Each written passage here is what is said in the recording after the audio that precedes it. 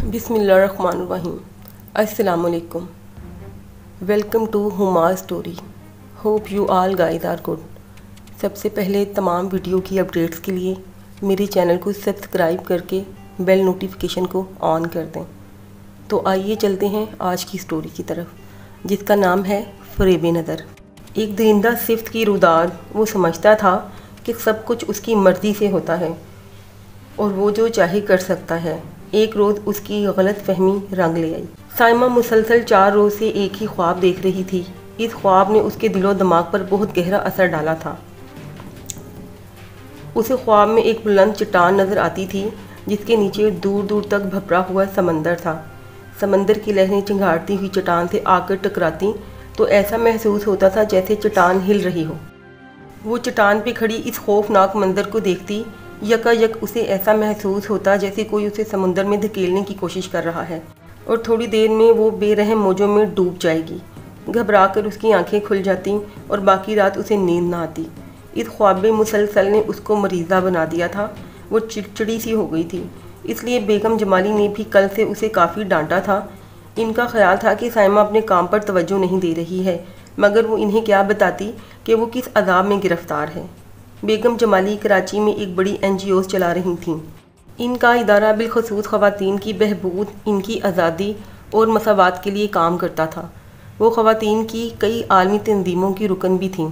बेगम जमाली की NGO में ज़्यादातर ख़वातीन ही काम करती थीं। इन्हीं में साइमा भी शामिल थी। वो इस NGO की एक मुतहरक और फ़ाआल रुकन थी। बेगम जमाली इस पे बहुत भरोसा करती थीं और तमाम अहम काम इसी के सपुर्द करती थीं, लेकिन आजकल वो इससे कुछ नाराज़ थीं। वजह साइमा का चिड़चिड़ापन था, मगर साइमा ख़ुद इस डरावने ख्वाब से परेशान थी। वो इन्हें क्या बताती कि इस ख्वाब ने उनके दिलो दिमाग को हिलाकर रख दिया है। सुबह उठने के बाद साइमा ने दफ्तर जाने की तैयारी की। बेगम जमाली की NGO का ऑफिस क्लिफ्टन में 3 तलवार वाले राउंड अबाउट के करीब वाक़या था, जबकि साइमा दिल्ली कॉलोनी में रहती थी। घर से उसके दफ्तर का फासला ज़्यादा ना था। वो 15 मिनट में दफ्तर पहुँच गई। मिस साइमा, आपको मैडम बुला रही हैं। अभी वो अपनी सीट पर बैठी ही थी कि चपरासी आकर उसके सर पर मुसल्लत हो गया।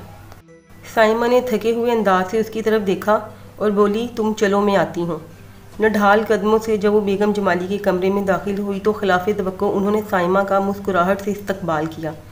वैसे तो वो उसे बेहद पसंद करती थीं, मगर आज कल साइमा की हालत की वजह से उससे कुछ नाराज़ थीं। हो सकता है इन्हें यह एहसास हो गया हो कि मुझे आजकल कोई मसला दरपेश है, साइमा ने सोचा। बहरहाल इस वक्त उनकी खुशगवार मुस्कुराहट ने साइमा के तनाव को काफ़ी हद तक कम कर दिया था। बैठो, उन्होंने साइमा को इशारा किया तो वो शुक्रिया मैडम कहती हुई इनके सामने बैठ गई। इस शहर की एक बहुत बड़ी तामीराती कंपनी है, महबूब एसोसिएट्स। नाम तुमने सुना होगा, बेगम जमाली ने कहा। जी मैडम, नाम सुना है। ये तामीराती कंपनी बड़े बड़े रहायशी और तजारती प्रोजेक्ट्स बनाती है, साइमा ने जवाब दिया। हाँ वही, बेगम जमाली ने कहा। उसके मालिक महबूब अहमद ख़ान साहब को एक निजी मामले में हमारी मदद की ज़रूरत है। आज इनका फ़ोन आया था। मगर मैडम, हमारी NGOs तो ख़वातीन के हकूक़ और उनके बहबूद के लिए काम करती है। एक तामीराती कंपनी का कोई मसला हम कैसे हल कर सकते हैं, साइमा ने सवाल किया। भाई, मैंने कहा है कि ये महबूब अहमद ख़ान साहब का निजी मसला है, तामीराती मसला नहीं। दरअसल उनकी बीवी शदीद बीमार हैं, इसी सिलसिले में हमारी मदद के तलबगार हैं। मैडम, बीमार की देखभाल के लिए नर्स होती है, साइमा ने कहा तो मैडम ने हाथ उठाकर उसकी बात काट दी। तुम ऐसा करो, महबूब एसोसिएट्स के मालिक से जाकर मिल लो। इनका दफ्तर करीब ही है, मगर आजकल वो साइट पर होते हैं। लांढी में इनका काम चल रहा है, तुम वहाँ चली जाओ। मैं दफ्तर की गाड़ी में तुम्हें भिजवा देती हूँ। ड्राइवर तुम्हें छोड़कर वापस आ जाएगा। उसके बाद आगे तुम्हें महबूब साहब खुद ले जाएंगे, बेगम जमाली ने कहा। मैडम, इस काम में तो देर लग जाएगी, साइमा ने कहा। मैं अपनी अम्मी को बताकर नहीं आई, वो परेशान हो जाएंगी। इन्हें फ़ोन कर दो, ये कहकर वो अपने मोबाइल पर कोई नंबर डायल करने लगी। साइमा ने अपने घर फ़ोन करके अपनी अम्मी को बता दिया कि वो एक दफ्तरी काम के सिलसिले में जा रही है, वापसी में शायद देर हो जाए। वो फ़ोन करके मैडम की तरफ मुड़ी तो वो मोबाइल बंद कर रही थी। मैंने महबूब साहब को बता दिया है कि तुम इनके पास साइट पे पहुंच रही हो, बेगम जमाली ने कहा। जो भी बात हो मुझे फ़ोन पर बता देना, फिर मैं बता दूंगी कि हमें इनकी मदद करनी है या नहीं। لگ بھگ 1.5 گھنٹے بعد سائمہ NGO کی کار میں ڈرائیور کے ساتھ لانڈھی میں ان کی سائٹ پر پہنچی جہاں محبوب ایسوسی ایٹس کا نیا پروجیکٹ جاری تھا۔ وہاں تعمیراتی مشینری متحرک نظر آ رہی تھی، سریے، اینٹ، بجری کے ڈھیر بکھرے ہوئے تھے، بنیادیں کھد چکی تھیں، ان کی بھرائی کا کام شروع ہونے والا تھا۔ اس کی کار سائٹ کے کونے میں بنے ہوئے ماڈل بنگلے کے سامنے جا کر رک گئی۔ اس پروجیکٹ میں محبوب ایسوسی ایٹس اپنے کلائنٹس کو بنگلے تیار کر کے دے رہی تھی۔ ایک ماڈل بنگلہ انہوں نے تیار کر رکھا تھا، اسی میں ان کا دفتر بھی تھا۔ یہ کافی بڑا پروجیکٹ تھا، دور دور تک مزدور کام کرتے نظر آ رہے تھے۔ درمیان میں پیلی مخصوص ٹوپیوں میں انجینئر اور آرکیٹیکٹ بھی نظر آ رہے تھے۔ ان کے ہاتھوں میں نقشہ تھا جس کے مطابق وہ لوگ کام کر رہے تھے۔ ماڈل بنگلے کے باہر ایک بوڑھا سا چپڑاسی اسٹول پہ بیٹھا ہوا تھا۔ آپ NGO سے آئی ہیں سائمہ بی بی؟ چپڑاسی نے گاڑی سے اترتے ہی سائمہ سے سوال کیا تو وہ سمجھ گئی کہ محبوب احمد خان نے اسے پہلے سے اس کی آمد کے بارے میں بتا دیا ہوگا۔ ہاں بابا، میں ہی سائمہ ہوں۔ محبوب صاحب کہاں ہیں؟ جی ہاں، وہ آپ کا انتظار کرتے ہیں بی بی صاحبہ، چپڑاسی نے خوش مزاجی سے کہا اور اسے ساتھ لے کر اندر داخل ہو گیا۔ وہ بنگلہ بہت شاندار طریقے سے تعمیر کیا گیا تھا۔ ویسے بھی تعمیراتی کمپنیوں کا یہ اصول ہوتا ہے کہ وہ اپنے گاہکوں کے لیے ماڈل بنگلہ یا فلیٹ ایسا تیار کرتی ہے اور اسے اتنے شاندار طریقے سے فرنش کرتی ہے کہ دیکھنے والے کی آنکھیں کھلی کی کھلی رہ جاتی ہیں۔ لیکن جب بعد میں انہیں ان کے گھر کا قبضہ دیا جاتا ہے تو اس ماڈل سے بالکل مختلف اور گھٹیا معیار کا ہوتا ہے۔ بہرحال یہ ماڈل بنگلہ یا فی الوقت محبوب احمد خان کا سائڈ آفس بہت خوبصورت تھا۔ سائمہ کو بہت پسند آیا۔ دفتر کے اندر سبھی دیواروں پر ایک جیسی پینٹنگز لگی ہوئی تھیں جن میں خوفناک منظر تھا۔ ایک خونخوار شیر ایک ہرن پر جھپٹ کر اس کے ٹکڑے ٹکڑے کر رہا تھا۔ ہرن کے گلے سے خون بہہ رہا تھا۔ ہرن کی آنکھوں میں آخری وقت کا ڈوبتا ہوا خوف تھا جبکہ شیر کی آنکھوں میں فاتحانہ چمک تھی۔ سائمہ سوچنے لگی، ہو سکتا ہے یہ شخص محبوب احمد خان شکار کا شوقین ہو، مگر سب دیواروں پر ایک ہی منظر سے اسے یہ شبہ ہو رہا تھا کہ شاید یہ شخص اذیت پسند ہے یا پھر انسانوں کا شکار کرتا ہے۔ اس احساس نے سائمہ کے رگ و پے میں خوف کی سرد لہر دوڑا دی تھی، مگر پھر اس نے خود کو سنبھالا۔ وہ پرانے زمانے میں نہیں بلکہ دور جدید میں جی رہی تھی۔ وہ دن رات اس موضوع پر تقریریں وغیرہ سنتی تھی کہ آج کے دور میں عورت مرد کے برابر تھی۔ اب عورت مرد سے تو نہ کمتر تھی اور نہ ہی اسے خوف زدہ ہوتی تھی، بلکہ اس کے شانہ بشانہ زندگی کی دوڑ میں شامل تھی اور ہر مشکل کام کر رہی تھی۔ سائمہ کا تعلق تو تھا ہی ایسی NGO سے جو خواتین کے حقوق کے لیے کام کرتی تھی۔ اس کی باس میڈم جمالی اور ان کے آفس کی ہر لیڈی کارکن بہت بولڈ اور جرأت مند تھی۔ یہی وجہ تھی کہ سائمہ بیگم جمالی کے کہنے پر ایک تعمیراتی کمپنی کے مالک سے ملنے تنہا چلی آئی تھی۔ اسے معلوم تھا کہ عموماً ایسی کمپنیوں کے دفاتر میں خواتین ورکرز نہیں ہوتی، مگر پھر بھی وہ آ گئی تھی۔ اب محبوب کے سائٹ آفس میں درندگی کے بھرپور مناظر اس کے سامنے تھے، پھر بھی وہ نہ ڈری، البتہ محتاط ضرور ہو گئی تھی۔ اس کی چھٹی حس کہہ رہی تھی کہ کوئی نہ کوئی گڑبڑ ضرور ہے۔ میرا نام محبوب احمد خان ہے، میں محبوب ایسوسی ایٹس کا مالک ہوں۔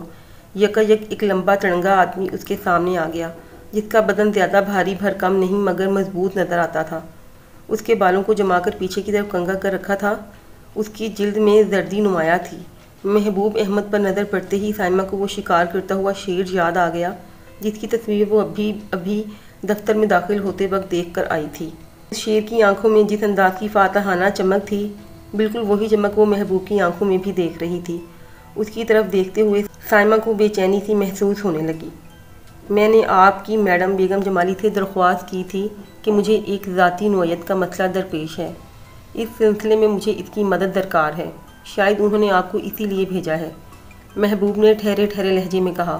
اس کی آواز میں نرمی کے ساتھ کرختی کی آمیزش بھی تھی۔ مسئلہ کیا ہے محبوب صاحب؟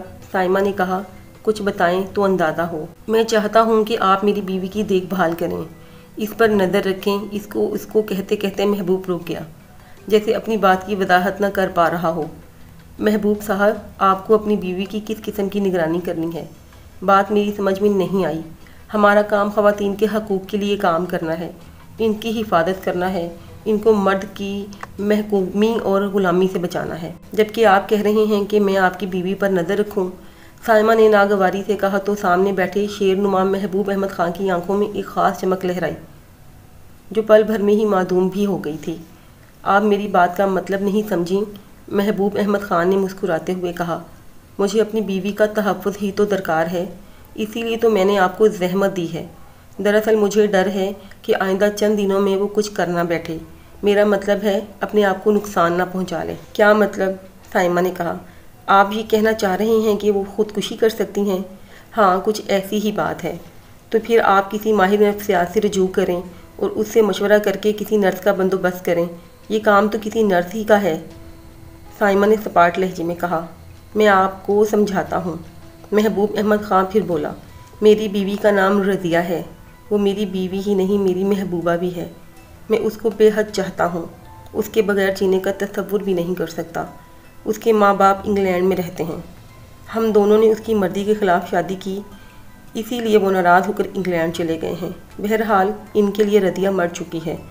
رضیہ کو ان کی ایسی کوئی خاص ضرورت بھی نہیں ہے۔ وہ کروڑ پتی باپ کی بیٹی ہونے کے علاوہ خود بھی کروڑوں کی مالک تھی، اور اب بھی ہے۔ اسی لیے اس نے ماں باپ کی ناراضگی کی کوئی پرواہ نہیں کی، بلکہ میری محبت کو ہر چیز سے زیادہ اہمیت دی۔ پھر تو رضیہ کو آپ کے ساتھ خوش ہونا چاہیے، سائمہ نے کہا۔ اب ایسا کیا ہو گیا ہے کہ خودکشی کا اندیشہ پیدا ہو گیا ہے؟ میں اسی طرف آ رہا ہوں، محبوب احمد نے کہا۔ ہماری شادی کو 5 سال ہو چکے ہیں۔ شادی کے 1 سال بعد ہمارے آنگن میں ایک پھول کھلا تھا۔ اللہ نے ہمیں ایک پیارا سا بیٹا عطا کیا تھا، جس کا نام ہم نے کامران رکھا تھا۔ ہم دونوں اسے دیکھ دیکھ کر جیتے تھے۔ وہ ہماری امیدوں اور آرزوؤں کا مرکز تھا۔ پھر ایک ایسا حادثہ پیش آیا جس نے ہماری زندگی میں ہلچل مچا دی، اور رضیہ ذہنی مریضہ بن گئی۔ یہ کہہ کر محبوب خاموش ہو گیا۔ اس کی آنکھوں میں اداسی نمایاں تھی۔ سائمہ چپ چاپ اسے دیکھتی رہی۔ وہ اس کے بولنے کی منتظر تھی۔ آخر اس نے بات آگے بڑھائی۔ ہوا یہ کہ ایک روز رضیہ اپنی کار میں کامران کے ساتھ جا رہی تھی کہ اس کی کار کا ایکسیڈنٹ ہو گیا، جس میں رضیہ تو بچ گئی، مگر میرا واحد بیٹا کامران ہلاک ہو گیا۔ محبوب نے روندے ہوئے گلے سے کہا۔ اوہ، معاف کیجیے گا محبوب صاحب۔ سائمہ نے کچھ کہنا چاہا تو محبوب نے ہاتھ اٹھا کر اسے روک دیا۔ سائمہ کو شرمندگی ہو رہی تھی کہ اس نے محبوب کے بارے میں جو بھی اندازے لگائے تھے وہ سب غلط تھے۔ وہ خواہ اس دکھی انسان پہ شک کر رہی تھی۔ مس سائمہ، وہ دن و رات کا دن، رضیہ کو کسی پل چین نہیں ہے۔ وہ چونکہ کار خود چلا رہی تھی، اسی لیے اس کے دل و دماغ میں یہ بات بیٹھ چکی ہے کہ وہ اپنے معصوم بچے کی قاتل ہے۔ اس کی وجہ سے کامران ہلاک ہوا ہے، محبوب احمد نے کہا۔ اسی لیے وہ خود کو اس جرم کی سزا بھی دینا چاہتی ہے۔ اس نے کئی مرتبہ خود کو ہلاک کرنے کی کوشش کی، مگر عین موقع پہ کسی نہ کسی نے دیکھ لیا اور اس کی جان بچا لی گئی۔ میں دن بھر مختلف سائٹس پر رہتا ہوں، ہیڈ آفس میں بھی بیٹھتا ہوں، اسی لیے ہر وقت رضیہ کی چوکیداری نہیں کر سکتا۔ میرا گھر کلفٹن کے ساحل کے بالکل سامنے ہے۔ کئی مرتبہ رضیہ نے پانی میں چھلانگ لگا کر ڈوبنے کی کوشش بھی کی، مگر ہر مرتبہ اسے بچا لیا گیا۔ جب میرے بچے کی برسی آنے والی ہوتی ہے تو اس کو دورہ پڑ جاتا ہے۔ اس وقت وہ کسی سے بھی نہیں سنبھلتی اور بار بار گھر سے باہر جانے اور خود کو ختم کرنے کی کوشش کرتی ہے۔ ٹھیک 1 ہفتے بعد میرے کامران کی تیسری برسی آ رہی ہے۔ مجھے اندیشہ ہے کہ کہیں وہ اس بار بھی ایسی کوئی کوشش نہ کرے۔ ادھر میرے کاروباری مصروفیت بھی بڑھ گئی ہے اور میں ہر وقت اس کے ساتھ نہیں رہ سکتا۔ اس لیے میں چاہتا ہوں کہ آپ یہ نازک اور اہم ہفتہ میرے گھر میں میری بیوی کے ساتھ گزار لیں، تاکہ ممکنہ یا متوقع حادثے سے بچا جا سکے۔ میں نے بیگم جمالی کو مختصر بات بتائی تھی، تفصیل سے آپ کو بتا دی ہے۔ آپ ان سے فون پر رابطہ کر کے ساری صورتحال بتا دیں اور پھر مجھے اپنے فیصلے سے آگاہ کر دیں کہ آپ اس معاملے میں میری مدد کرنے کے لیے تیار ہیں یا نہیں۔ ویسے میں آپ کو اس 1 ہفتے کے کام کا منہ مانگا معاوضہ دینے کو تیار ہوں۔ یہ کہہ کر محبوب احمد خاموش ہو گیا۔ مجھے کرنا کیا ہوگا؟ سائمہ نے سوال کیا۔ ان دنوں رضیہ بہت کم گھر سے باہر جاتی ہے، محبوب احمد نے جواب دیا۔ بہرحال اگر وہ کہیں جائے تو آپ اس کا پیچھا کریں، گاڑی میں آپ کو دے دوں گا، ڈرائیونگ تو آپ کو آتی ہوگی۔ محبوب نے سوالیہ نظروں سے سائمہ کی طرف دیکھا تو اس نے اقرار میں سر ہلا دیا۔ رضیہ کے کوئی رشتہ دار ہیں یہاں؟ سائمہ نے محبوب سے پوچھا۔ یہ تو میں بتا ہی چکا ہوں کہ اس کے ماں باپ انگلینڈ جا چکے ہیں۔ اس شہر میں دور کے چند ایک عزیز ہیں، مگر بیٹے کی موت کے بعد رضیہ نے خود کو گھر میں قید کر لیا ہے۔ وہ کسی سے ملنے نہیں جاتی اور نہ کسی کو بلاتی ہے، محبوب احمد نے جواب دیا۔ سائمہ نے اسی آفس سے اپنی میڈم کو فون پر ساری بات بتائی۔ انہوں نے تفصیل سننے کے بعد سائمہ سے کہا، تم بے فکر ہو کر رضیہ کے پاس چلی جاؤ، میں تمہاری خیر خیریت معلوم کرتی رہوں گی، گھبرانا نہیں۔ کوئی بھی مشکل ہوئی تو تم اپنی میڈم کو اپنے پاس پاؤ گی۔ میں تمہاری امی کو فون کر دوں گی کہ تمہیں میں نے ایک اہم کام کے سلسلے میں حیدرآباد بھیجا ہے۔ سائمہ کو اپنی امی کی زیادہ فکر نہیں تھی۔ وہ اکثر میڈم کے ساتھ NGO کے حوالے سے مختلف دوروں پر مختلف شہروں میں جاتی رہتی تھی۔ اس کی امی یہ بات جانتی تھیں اور میڈم پر اعتماد بھی کرتی تھیں، اس لیے سائمہ نے میڈم کا شکریہ ادا کرتے ہوئے رضیہ کے پاس جانے پر آمادگی ظاہر کر دی۔ شکریہ مس سائمہ، محبوب احمد نے اس کی بات سن کر خوشی کا اظہار کیا۔ یقین جانیے آپ نہیں جانتی کہ مجھ پر کتنا بڑا احسان کر رہی ہیں اور میری کتنی بڑی مشکل حل کر دی ہے آپ نے۔ محبوب احمد کی یہ بات سن کر نہ جانے کیوں سائمہ کے رگ بپے میں پھر چونٹیاں تھی دوڑنے لگیں، مگر وہ اس بے نام تھی بے چینی کو کوئی معنی نہ دے سکی اور محبوب احمد خان کے ساتھ اس کی پجیروں میں آن بیٹھی۔ ڈرائیور نے پجیرو سٹارٹ کی اور آگے بڑھا دی۔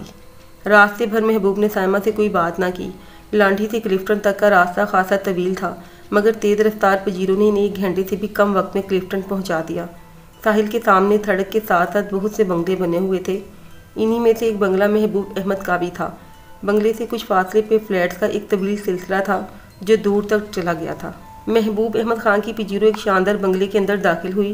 وہ بنگلہ جدید و قدیم طرز تعمیر کا ایک حسین امتزاج تھا۔ بنگلے کے اوپر ایک پتھر کا بحری جہاز بنا ہوا تھا، اس پر نمایاں حروف میں لکھا تھا کاشانہ رضیہ۔ یہی محبوب اور رضیہ کا گھر تھا۔ پورا مکان سفید رنگ کا تھا، اس کے علاوہ کوئی اور رنگ نظر نہیں آ رہا تھا۔ سائمہ کو اندازہ ہوا کہ رات کے وقت دور سے اندھیرے میں یہ روشن اور جگمگاتا بنگلہ خوابوں کے محل کی طرح محسوس ہوتا ہوگا، مگر اس وقت دن کی روشنی میں بھی وہ بے حد حسین لگ رہا تھا۔ ڈرائیو وے میں پجیرو رک گئی تو محبوب احمد دروازہ کھول کر اتر گیا۔ دوسری طرف سے سائمہ بھی اتر گئی۔ سب سے پہلے ان کی نظر اس جھروکے نما گیلری پر پڑی جو پہلی منزل پہ واقع تھی، مگر اس کی اونچائی اتنی زیادہ تھی کہ اسے دوسری منزل سمجھنا چاہیے تھا۔ یہ جھروکا، یہ گیلری گویا اس بنگلے کے تاج کا موتی تھی۔ اس کی تعمیر میں معمار نے اپنی بھرپور صلاحیت کا استعمال کیا تھا۔ یہ گیلری بلا شبہ محبوب کے اعلیٰ ذوق کا اظہار تھی۔ نہ جانے کیوں سائمہ کو ایسا محسوس ہو رہا تھا کہ اس کے سامنے موجود ہر چیز مصنوعی سی ہے، اور محبوب نے اس سے جو کہا وہ بھی جھوٹ ہے۔ وہ اپنی بیوی سے قطعی محبت نہیں کرتا، مگر یہ صرف اس کا خیال تھا، اصلیت کا اسے کوئی علم نہ تھا۔ یقین سے وہ کچھ نہیں کہہ سکتی تھی۔ بنگلے کے اندر جانے کے بعد سائمہ کو اندازہ ہوا کہ وہاں زیادہ تر نوکر نہیں ہیں، صرف ایک چوکیدار تھا، دوسرا ڈرائیور جو کار چلا کر لایا تھا۔ اندر زیادہ ملازم نظر نہیں آ رہے تھے۔ ہاتھ سے گزرتے ہوئے کچن میں اس نے ایک عورت کو کام کرتے ہوئے دیکھا، اس کے علاوہ اور کوئی نہیں تھا۔ سائمہ کو حیرت ہو رہی تھی، اس لیے کہ کراچی کے امرا کا یہ فیشن تھا کہ برتن دھونے والے ملازم الگ ہوتے ہیں، کپڑے دھونے والے الگ، صفائی کرنے والے الگ ہوتے تھے، کھانا پکانے اور دوسرے کام کرنے والے الگ۔ اس کے حساب سے بنگلے میں 8-10 ملازم ہونے چاہیے تھے، جبکہ ایسا نہیں تھا۔ پھر سائمہ کو خیال آیا کہ ہو سکتا ہے دیگر ملازم صرف اپنے وقت پر آتے ہوں اور اپنا کام انجام دے کر واپس چلے جاتے ہوں۔ آئیے، محبوب احمد نے سیڑھیاں چڑھتے ہوئے کہا تو سائمہ اس کے ساتھ ساتھ اوپر چڑھنے لگی۔ پوری سیڑھیاں قالین سے ڈھکی ہوئی تھیں، ہال میں قیمتی فانوس لٹکے ہوئے تھے، مگر اس وقت وہ روشن نہیں تھے۔ اوپر جا کر محبوب احمد دائیں طرف گھوم گیا اور پھر بائیں طرف کی دوسری طرف کمرے کا دروازہ کھول کر آہستگی سے اندر داخل ہو گیا۔ اس نے سائمہ کو ساتھ آنے کا اشارہ کیا، سائمہ بھی اس کے پیچھے پیچھے چلی گئی۔ سامنے بستر پر ایک پستہ قد اور گول مٹول سی عورت بیٹھی تھی، اس کی آنکھوں کے گرد سیاہ حلقے پڑے ہوئے تھے۔ اس عورت کے گھنگریالے بال اس کے چہرے کی دونوں طرف لٹکے ہوئے تھے، چہرے کی رنگت زردی مائل تھی۔ رضیہ، تم نے مجھ سے وعدہ کیا تھا کہ خوب آرام کرو گی اور خوب سو گی، مگر تم، محبوب احمد خان نے رضیہ سے محبت جتاتے ہوئے کہا، مگر اس کے لہجے میں چھپی ہوئی سرد مہری سائمہ سے پوشیدہ نہ رہ سکی۔ نیند ہی نہیں آتی، رضیہ نے بوجھل لہجے میں کہا تو سائمہ نے اس کی حالت پر غور کیا۔ ایسا لگ رہا تھا جیسے یا تو وہ کسی دوا کے زیر اثر ہے یا پھر کوئی نشہ کرتی ہے۔ اس کے چہرے پہ خوف کے ساتھ ساتھ عجیب سی بے کیفی بھی نظر آ رہی تھی۔ اچانک اس نے سائمہ کی طرف دیکھا، پھر بڑبڑا کر دوبارہ دیکھا اور بولی، تم اسے یہاں لے آئے ہو؟ کیوں؟ نہیں محبوب، نہیں، یہ مس سائمہ ہیں، محبوب احمد نے جلدی سے اس کی بات کاٹتے ہوئے کہا۔ اس کا تعلق خواتین کی بہبود اور اس کے حقوق کے لیے کام کرنے والی ایک NGO سے ہے۔ یہ سن کر رضیہ کے چہرے پہ شرمندگی کے اثرات نمودار ہو گئے۔ اس نے سائمہ کی طرف دیکھتے ہوئے مسکرانے کی کوشش کی۔ رضیہ، تم تو جانتی ہو کہ میں کس قدر مصروف ہوں، محبوب احمد خان نے کہا۔ مس سائمہ تمہارے پاس اس لیے آئی ہیں تاکہ تمہیں تنہائی کا احساس نہ ہو اور تم مجھ سے یہ شکایت نہ کرو کہ گھر میں اکیلی پڑے پڑے تم بور ہو جاتی ہو۔ تو کیا یہ بہت دن ہمارے ساتھ رہیں گی؟ رضیہ نے خوشی کا اظہار کرنے کی کوشش کی، مگر شاید بوجھل طبیعت کے باعث وہ یہ اظہار کھل کر نہ کر سکی۔ بہت دن تو نہیں، البتہ کچھ دن ضرور تمہارے ساتھ رہیں گی، محبوب احمد نے کہا۔ اتنے دن جتنے دن میں بہت مصروف رہوں گا، تم ایسا کرو کہ ان کے لیے مہمانوں والا کمرہ صاف کرا دو، یہ وہاں ٹھہر جائیں گی۔ اور ہاں، مجھے ذرا جلدی ہے، سائٹ پر پہنچنا ہے۔ یہ کہہ کر محبوب احمد خان نے رضیہ اور سائمہ دونوں کی طرف دیکھتے ہوئے الوداعی ہاتھ ہلایا اور کمرے سے باہر چلا گیا۔ اس کے جاتے ہی رضیہ نے دراز سے سیاہ شیشوں والی ایک اینک نکالی اور اپنی آنکھوں پر لگا لی۔ اب اس کے چہرے پہ سکون اور اطمینان تھا۔ سیاہ شیشوں کی وجہ سے غالباً اس کی آنکھوں کی جلن ختم ہو گئی تھی۔ اس کمرے کی دوسری طرف دروازہ تھا جس میں وہی جھروکا تھا جو سائمہ نے بنگلے میں داخل ہوتے وقت نیچے سے دیکھا تھا۔ اس جھروکے سے دھوپ اندر کمرے میں آ رہی تھی۔ دھوپ میری ضرورت ہے کیونکہ اس کے بغیر میری ہڈیوں میں درد ہونے لگتا ہے، مگر آنکھیں اس کی تیز چمک کو برداشت نہیں کر پاتی، اس لیے میں یہ سیاہ شیشوں والی اینک استعمال کرتی ہوں۔ اس کو لگانے کے بعد میری آنکھوں کو سکون مل جاتا ہے، رضیہ نے سائمہ کو بتایا۔ جی سائمہ اس سے زیادہ کچھ نہ کہہ سکی۔ سائمہ نہ میں بدتمیز ہوں اور نہ بددماغ، رضیہ نے مزید کہا۔ میں پاگل بھی نہیں ہوں۔ کہتے کہتے اس کے ہونٹ نفرت امیز انداز سے سکڑ گئے۔ وہ دیوار کی طرف گھور رہی تھی۔ سائمہ نے پلٹ کر دیکھا تو یہاں بھی وہی منظر تھا، ایک خونخوار شیر، ایک تڑپتا ہوا ہرن، شیر کی آنکھوں میں فاتحانہ چمک اور ہرن کی آنکھوں میں ڈوبتی اور دم توڑتی ہوئی زندگی۔ سائمہ کو بڑی حیرت ہوئی کہ اس شخص نے نہ صرف اپنے دفتر میں بلکہ گھر کے اندر اپنے بیڈ روم میں بھی یہی تصویر لگا رکھی ہے۔ ابھی تو اس نے پورا گھر نہیں دیکھا تھا۔ اس کا خیال تھا کہ شاید پورے ہی گھر میں جگہ جگہ بڑے بڑے فوٹوگراف کی صورت میں یہ خوفناک منظر لگا ہوگا، مگر اس تصویر کی طرف نفرت سے دیکھنے کا رضیہ کا انداز سائمہ کے حلق سے نیچے نہیں اترا تھا۔ سائمہ مجھے اس کمرے سے نفرت ہے، میرا دم گھٹتا ہے یہاں، ایسا لگتا ہے جیسے یہ دیواریں مجھے ہر طرف سے دبا کر مار ڈالیں گی، رضیہ نے ہلکی مگر نفرت امیز آواز میں کہا۔ یہ تصویر تو بڑی حقیقی ہے مگر اس کو دیکھ کے جسم میں سرد لہریں دوڑنے لگتی ہیں، سائمہ نے کہا۔ ان تصاویر کا خالق کون ہے؟ میرا مطلب ہے کس فوٹوگرافر نے اس کی دہشت ناک منظر کو اپنے کیمرے میں قید کیا ہے؟ یہ تصویر محبوب نے کھینچی ہے، رضیہ نے نفرت امیز لہجے میں کہا۔ اس کو شکار کا بے حد شوق ہے، بلکہ جنون ہے، نہ جانے کیوں معصوم جانوروں کا خون بہا کر اسے سکون ملتا ہے۔ وحشی جنگلی، اس کا بس چلے تو دنیا کے ہر جانور کو مار ڈالے۔ یہ جانوروں کی ایسی ایسی خوفناک تصاویر کھینچتا ہے کہ انہیں دیکھ کے میرے تو رونگٹے کھڑے ہو جاتے ہیں۔ یہ بے ہوش کرنے والی گن سے جانوروں پر فائر کرتا ہے اور پھر ان کا حشر خراب کر کے ان کی تصاویر بناتا ہے۔ محبوب احمد کے کئی دوست بھی اس کی طرح اس جنون میں مبتلا ہیں۔ محبوب مجھ سے بھی کہتا ہے کہ اس کی اسی طرح کی کامیابی کو خود اپنی آنکھوں سے دیکھنے کے لیے اس کے ساتھ چلوں، مگر کہتے کہتے رضیہ نے زوردار جھڑجھڑی لی۔ اسی وقت کچن میں کام کرنے والی خادمہ اوپر آ گئی۔ بطول ادھر آؤ، دیکھو ان صاحبہ کو مہمانوں والے کمرے میں پہنچا دو، اچانک رضیہ نے خادمہ سے کہا۔ اس کا مطلب یہ تھا کہ ملاقات کا وقت اب ختم ہو چکا ہے اور سائمہ کو وہاں سے اپنے کمرے میں جانا ہے۔ بطول کے ساتھ سائمہ مہمانوں والے کمرے میں پہنچی جو برابر میں ہی تھا اور ان دونوں کی گیلری یا جھروکا مشترک تھا۔ اس سے دور دور تک سمندر کا منظر صاف نظر آ رہا تھا۔ سائمہ نے اس گیلری کی ریلنگ دیکھی جو بہت چھوٹی تھی۔ سائمہ سوچے بغیر نہ رہ سکی کہ اگر کسی وقت دوا کے زیر اثر یا نشے کی حالت میں رضیہ اس گیلری میں آ گئی تو اس کی جان کو خطرہ ہو سکتا ہے، ذرا سی بھی احتیاطی اور لڑکھڑاہٹ اس کی جان لے سکتی ہے۔ نیچے کا فرش سنگ مرمر کا بنا ہوا تھا جس پر گرنے کے بعد بچنا مشکل تھا، ویسے بھی اس جگہ کی بلندی کچھ زیادہ ہی تھی۔ محبوب احمد خان نے رضیہ کی حفاظت کی ذمہ داری اس کے سر لگائی تھی۔ سائمہ سوچ رہی تھی کہ وہ میڈم کو فون کر کے اس مسئلے پہ بات کرے گی، وہ اس طرح کے خطرناک معاملے میں کوئی خدمت انجام نہیں دے سکتی تھی۔ محبوب نے اس کی خدمات حاصل ضرور کی تھیں مگر وہ کوئی چوکیدار نہیں تھی جو ہر لمحے رضیہ کے ساتھ رہتی۔ وہ خواہ مخواہ کسی کی موت کا الزام اپنے سر نہیں لینا چاہتی تھی، جبکہ وہاں اسے رضیہ کے سر پر موت منڈلاتی محسوس ہو رہی تھی۔